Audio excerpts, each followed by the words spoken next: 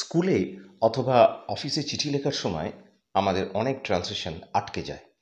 তো সেই ট্রান্সলেশনগুলো যদি আমাদের জানা থাকে তাহলে আমাদের চিঠি লিখতে অনেক সুবিধে হয়। এইরকমই বেশ কিছু কমন ট্রান্সলেশন যেগুলো খুবই কাজে লাগে, রোজকার কাজে লাগার মতো ট্রান্সলেশন আজকের ক্লাসটাতে দেওয়া হলো।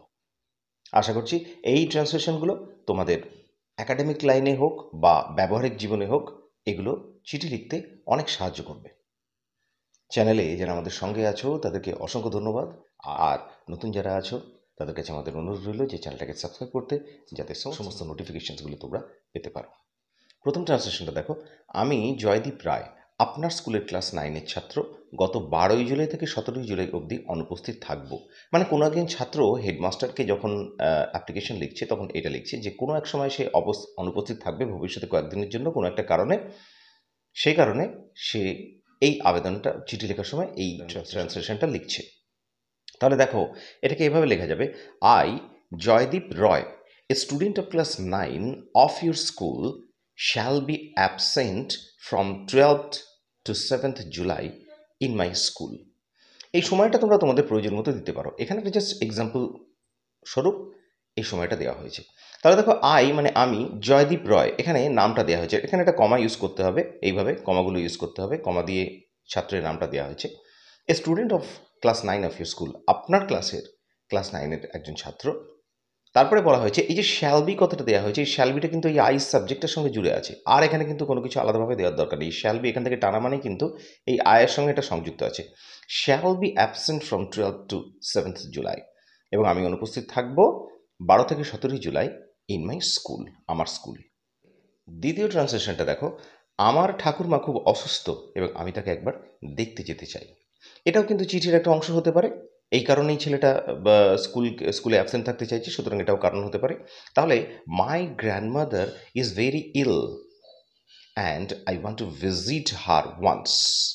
এখানে এইভাবে ট্রান্সলেশনটা করা হয়েছে, ভিজিট হার ওয়ান্স। এই ওয়ান্স মানে একবার। আই ওয়ান্ট টু ভিজিট, আমি তাকে ভিজিট করতে চাই।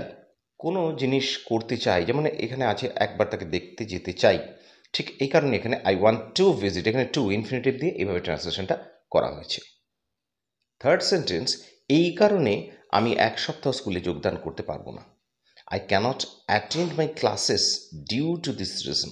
ডিউটি মানে হচ্ছে কারণে। এই ফ্রেজটাকে তোমরা ব্যবহার করতে পারো অন্য জায়গাতেও। ডিউ টু দিস রিজন মানে এই কারণে। আই ক্যানট অ্যাটেন্ড মানেই কিন্তু ভবিষ্যৎ বোঝাচ্ছে যে আমি যোগদান করতে পারবো না আমার ক্লাসে।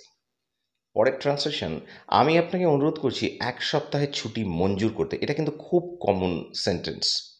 এই যে ছুটি মঞ্জুর করা, এই কথাটা কিন্তু প্রায় সময় কিন্তু লাগে। তো এটা ট্রান্সলেশনটা হচ্ছে, I request you to grant me leave of absence for 1 week. 1 সপ্তাহের ছুটি মঞ্জুর করতে বলছে। তো এই কারণে এই ইংলিশটা এখানে এভাবে লেখা হলো, grant me leave of absence. এই কথাটার মানে হচ্ছে ছুটি মঞ্জুর করা।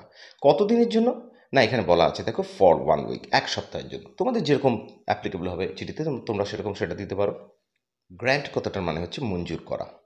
দেখো, ভুলবশত আমার চিঠিটা আমাকে দেওয়া হয়নি। এখানে দেওয়া ইংরেজি ডেলিভার করা যেতে পারে। মানে কোনো ধরো পোস্টমাস্টারকে তোমরা কোনো চিঠি লিখছো, তখন কাউকে বলা হচ্ছে যে ভুলবশত আমার চিঠিটা পোস্ট অফিস থেকে আমার কাছে দেওয়া হয়নি, তখন এটাকে এই ট্রান্সলেশনটা তখন আসতে পারে। তাহলে দেখো, এখানে লেখা হচ্ছে, my letter has not been delivered to me by mistake. দেখো, এখানে এই যে কথাটা আছে, এই যে বাই মিস্টেক মানে হচ্ছে ভুলবশত। আচ্ছা, হ্যাজ নট বিন ডেলিভার্ড, এটা কিন্তু প্যাসিভে আছে পুরো কথাটা। দেওয়া হয়নি, কে দেয়নি সেটা কিন্তু বলা নেই। পোস্টমাস্টারই দেবে অবশ্যই, কিন্তু এখানে অন্যভাবে এটাকে ইনডাইরেক্টলি লেখা আছে প্যাসিভে। সে কারণেই my letter has not been delivered মানে আমার চিঠি দেওয়া হয়নি, এটা প্যাসিভ ভয়েসে আছে। বাই মিস্টেক মানে ভুল করে। তারপরে, আমি আপনাকে অনুরোধ করছি যে আমার চিঠিটা আমার কাছে পৌঁছে দেবার বন্দোবস্ত করতে যত তাড়াতাড়ি সম্ভব। এ ধরনের কথা আমরা চিঠির ক্লোজিং পার্টটাতে লিখতেই পারি, যে অনুরোধ করছি যতটা তাড়াতাড়ি সম্ভব আমার চিঠিটা আমাকে দেওয়া হোক। এটা পোস্ট মাস্টারকে লেখা হতেই পারে। তাহলে দেখো, I request you to take steps to deliver me my letter at the earliest.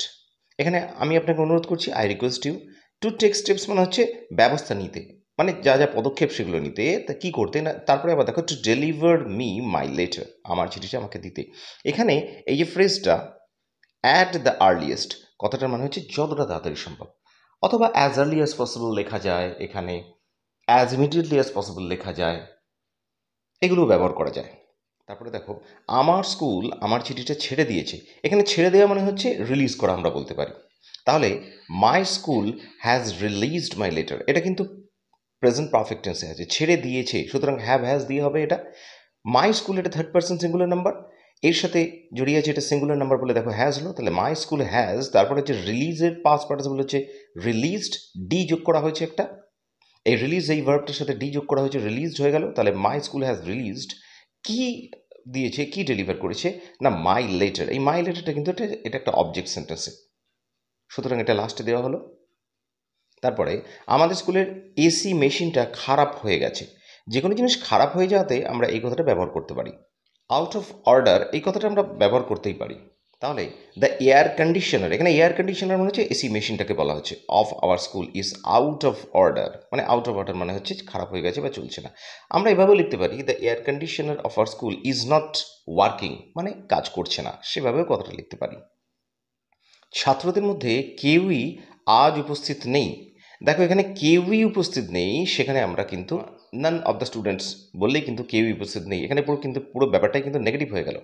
তাহলে ছাত্রদের মধ্যে কেউই আজ উপস্থিত নেই, এটাকে আমরা যখন ট্রান্সলেশন করছি তখন আমরা এভাবে লিখবো none of the students are present today.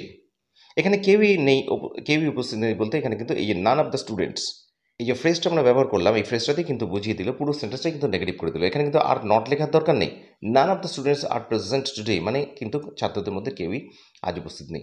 আচ্ছা, এখানে একটা প্রশ্ন বলার আছে, এখানে আর কেন করা হয়েছে? এখানে অনেক সময় নান বলতে কিন্তু একজনকেও বোঝানো হতে পারে, সুতরাং এখানে আর এর জায়গায় কিন্তু সিঙ্গুলার ভার্ব ব্যবহার হতে পারতো, কিন্তু এখানে নান অফ দ্য স্টুডেন্টস বলতে পুরো স্টুডেন্টসের গ্রুপটাকে বোঝাচ্ছে। তো নান কথাটা আমাদেরকে বুঝে ব্যবহার করতে হবে, আমরা যেখানে প্রয়োজন সেখানে ইজ ব্যবহার করব, মানে সিঙ্গুলার বোঝালে। আর যেখানে অনেকজন স্টুডেন্টকে একসাথে বোঝাচ্ছে, অনেককে একসাথে বোঝাচ্ছে, একটা গ্রুপ বোঝাচ্ছে মানুষের, সেখানে কিন্তু প্লুরাল বুঝলে, আমরা প্লুরাল ধরলে এখানে আমরা প্লুরাল ব্যবহার করব।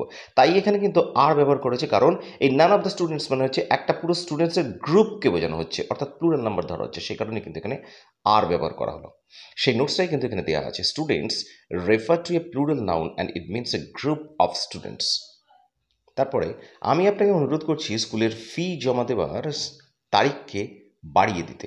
এটা হতেই পারে, অনেক সময় স্কুলের ফিস জমা দেওয়ার ডেটকে এক্সটেন্ড করতে বা বাড়িয়ে দিতে কেউ হেডমাস্টারকে অনুরোধ করতে পারে বা অন্য কোনো টিচারকে অনুরোধ করতে পারে, সেই কারণে এখানে তাদের চিঠিতে এই কথাটা লেখার প্রয়োজন হতে পারে। তাহলে I request you to extend কথাটা মানে হচ্ছে এখানে হচ্ছে বাড়িয়ে দেওয়া, ডেটকে বাড়িয়ে দেওয়া। দ্য ডেট অফ সাবমিশন মানে হচ্ছে জমা দেওয়া, এই যে জমা দেওয়ার ইংরেজি হচ্ছে সাবমিট, আর তাই থেকে নাউন করে হলো সাবমিশন। তাহলে I request you to extend the date of submission of school fees, মানে স্কুল ফিজের সাবমিট করার যে ডেটটা সেটাকে বাড়িয়ে দিতে আমি আপনাকে অনুরোধ করছি। অথবা অথবা এভাবে লেখা যায় I request you to extend the date of submitting school fees. এখানে কিন্তু এটা এই যে ভার্বটা, এই ভার্বটার সঙ্গে কিন্তু আইএনজি যোগ করে দেওয়া হয়েছে, সাবমিট থেকে আইএনজি যোগ করে দেওয়া হয়েছে, আর ভার্বের সাথে আইএনজি যোগ করা হলে তার আগে অফ অথবা ফর ব্যবহার করা চলে। সেই কারণে এখানে বোঝানো হচ্ছে যে আমি আপনাকে অনুরোধ করছি যে স্কুল ফিজ যে জমা দেওয়ার যে তারিখ, এখানেও কিন্তু অফ সাবমিটিং মানে ভার্বের সাথে আইএনজি যোগ করা হয়েছে, মানে জমা দেওয়ার তারিখটাকে বাড়িয়ে দিতে। আশা করি ট্রান্সলেশনগুলো অবশ্যই তোমাদের কাজে লাগবে। ভিডিওটা ভালো লাগলে একটা লাইক করো, আর শেয়ার করে দিও তোমাদের বন্ধুবান্ধব এবং রিলেটিভসদের। দেখা হচ্ছে আবার নেক্সট ক্লাসে, আমাদের পাশে থেকো, ভালো থেকো।